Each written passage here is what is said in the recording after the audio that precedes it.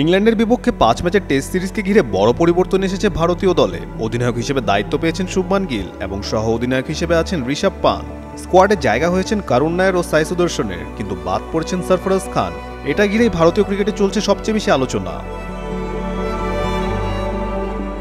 ঘরোয়া ক্রিকেটের ধারাবাহিক পারফরম্যান্স, ইংল্যান্ডের বিপক্ষে অভিষেক, নিউজিল্যান্ডের বিপক্ষে সেঞ্চুরির পরও সরফরাজ এখন দলে নেই। চোটের কারণে রঞ্জি ট্রফিতে খেলতে না পারায় নিজেকে প্রমাণ করারও সুযোগ মেলেনি, অথচ জাতীয় দলে ফেরার আশায় কঠোর পরিশ্রম করে নিজের ফিটনেস ঝালিয়ে নিয়েছিলেন তিনি। এই সিদ্ধান্ত নিয়ে প্রশ্ন তুলছেন অনেকেই। কেউ কেউ একে অন্যায় বললেও সাবেক অধিনায়ক সুনীল গাভাস্কার মনে করেন ক্রিকেটে নিজের জায়গা নিশ্চিত রাখতে হলে বারবার পারফর্ম করতেই হবে। তার মতে একজন খেলোয়াড়কে এমনভাবে খেলতে হবে যাতে তাকে বাদ দেওয়ার সাহস না থাকে নির্বাচকদের। যমুনা স্মার্ট রেফ্রিজারেটর, স্মার্ট লাইফে স্মার্ট রেফ্রিজারেটর। প্রধান নির্বাচক অজিত আগারকার এই ব্যাপারে জানিয়েছেন, সরফরাজ প্রথম ম্যাচে সেঞ্চুরি করলেও এরপর রান পাননি, তাই টিম ম্যানেজমেন্ট কঠিন সিদ্ধান্ত নিয়েছে। সরফরাজের জাতীয় দল থেকে বাদ পড়া তাই শুধু পরিসংখ্যান নয়, মনস্তাত্ত্বিক লড়াইয়েরও প্রতিচ্ছবি।